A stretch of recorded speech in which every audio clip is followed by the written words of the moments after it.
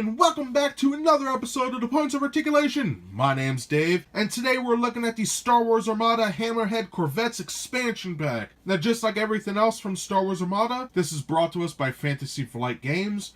They're making a lot of detailed models. Now, as a lot of you know from listening to my channel, I really don't play the game. Nobody around me, none of my friends want anything to do with it.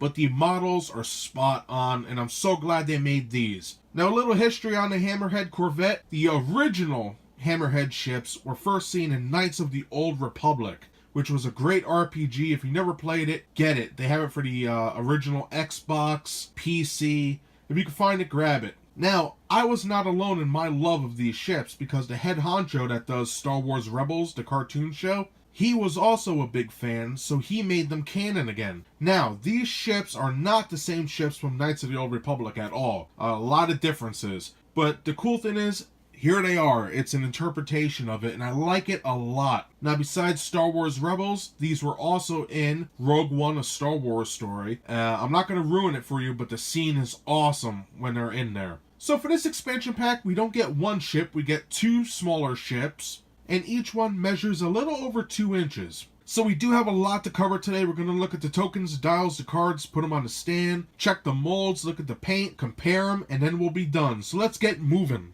So let's start with the token and dial roll call.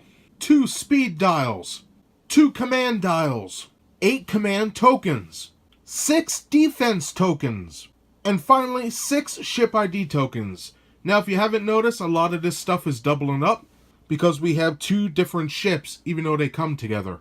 And that doubling up goes for the cards as well, so let's take a look at them. Okay guys, for the upgrade cards, as always, I'm sorry if I mispronounce anything, I just have a problem doing that. Second of all, there are a lot of doubles in here, so I'm just going to say there's a double and put it on the side, because we are having a lot of similar stuff because of the 2 ships. So let's get started. First up is Leia Organa, that name I do know.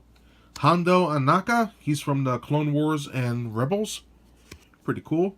Cham Syndulla, that is Hera's father, I believe.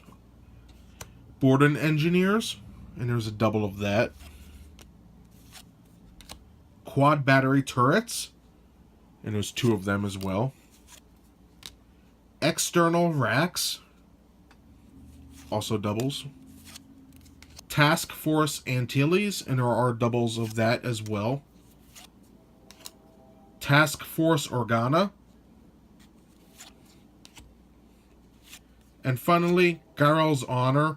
And I like this card a lot. Let's read it together. When you overlap an enemy ship, the enemy ship suffers a face-up damage card instead of a face-down damage card. Now, for those of you that have seen Rogue One, you'll know why I like this card. It's a neat mechanic. So that does it for the upgrade cards. So let's take a look at the ship cards. Now, just like with everything else we've been looking at, you also, with these, get doubles. So I guess you could have 2 of the same ship. But I'm just going to take 2 of these, put them aside, so we can look at these separately.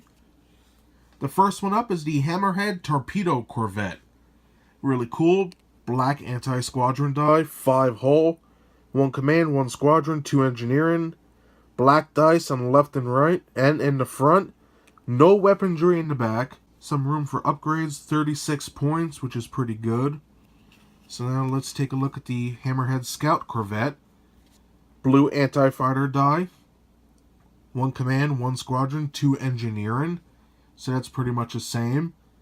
Blue dice instead of black, 2 red in the front, and price of 41.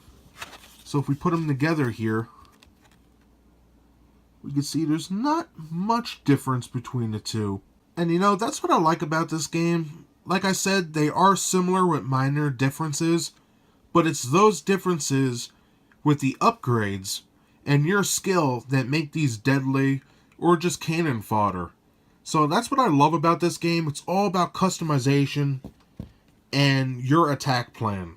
So that's everything to do with the cards. So now let's take a look at the stand. When it comes to the stand, you get this nice piece of acrylic plastic. You get all these little shield tokens that are held together with little buttons. And I tried to get them all for you, but I can't. But they basically spin for the shield counter. Then you get this piece, which on this side we have the Torpedo Corvette. And on this side we have the Scout Corvette. So we're going to go with the Scout one for this. Put it in like so. Now you get this piece. You're going to slide that in. Lock it, so now it won't come out. And then you're going to take your ship and place it in like so. And you're good to go. Now, like I mentioned, this set comes with a lot of doubles because you get 2 ships. Now, these ships are identical in every single way. So when we look at the mold and paint, we're just going to be taking a look at one. Looking at the mold, we can see some great details throughout this ship. And this ship is very tiny. As I mentioned, it's a little over 2 inches. And I had to get really close to this bad boy. You can see all the details in my fingers because of how small this is. So like every other ship, it has its sublights and hyperdrive engines, which are done pretty damn well, I must say, for the size. Everything's there. Coming up, we have our gun turret right here. Pretty cool. And I like how it's a little slanted to the left. Yeah, see, it's slanted to the left. Very nice. And very CR90 right here. We have our docking ports on the left and right. Coming down, look at all that detail. And back of the head is nicely done. And just look at all that little stuff in there. These little windows. Lots of lines and panels. Fantastic. Underneath we have these little circles and more lines. And then underneath here, it's a little uneven, but you can't really tell that much. Underneath, more panels. And over here we have the intake for the engine, which is done pretty good too. And now for the front, we have our 2 turrets. And I forgot to mention, with these 2 turrets, they are considered laser cannons.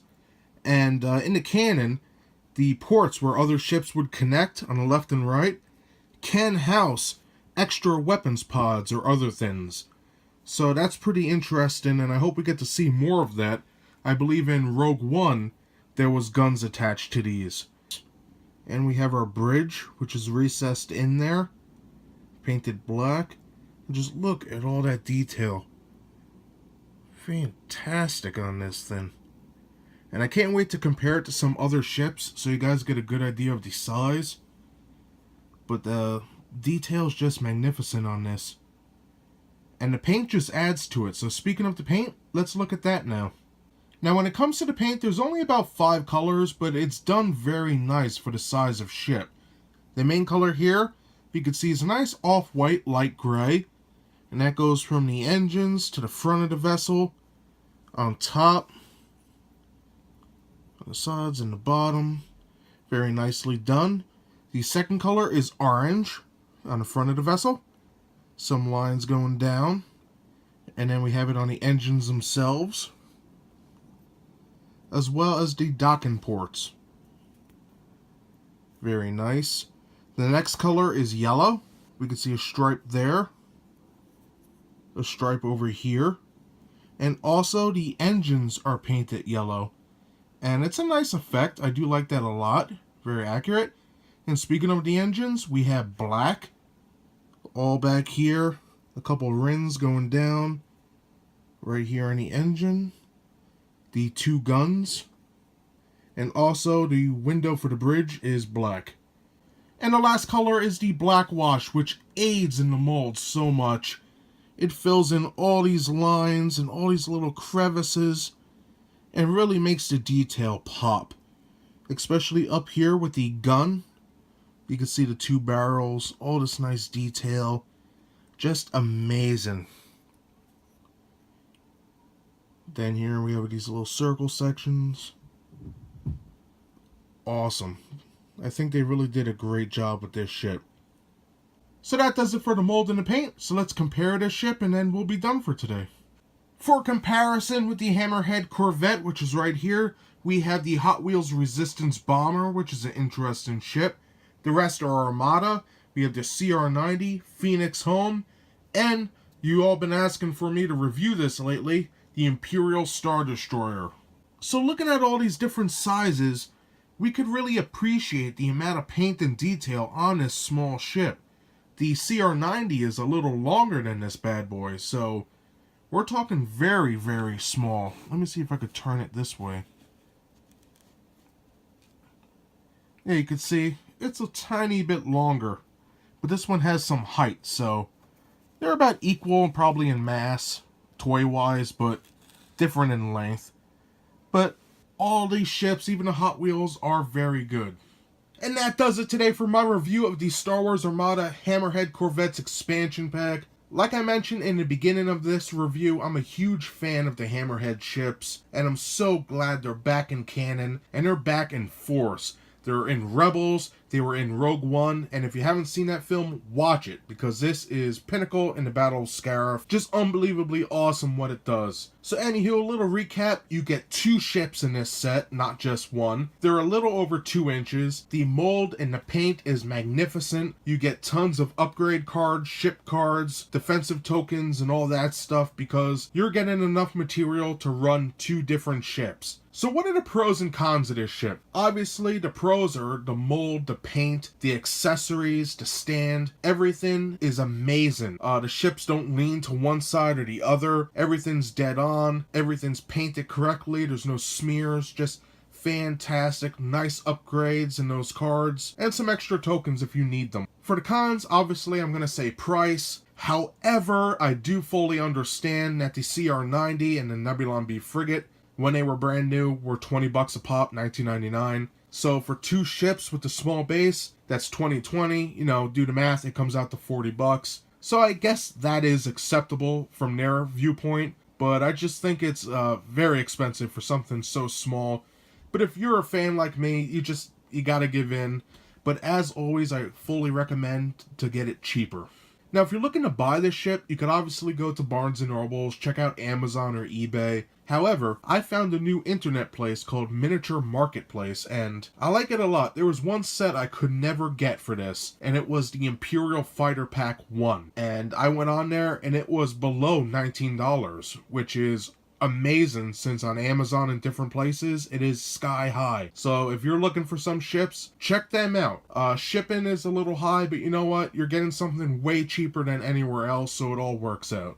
So I recommend this ship for anybody who's a fan of the Rebels, the Rebel Alliance, anything like that.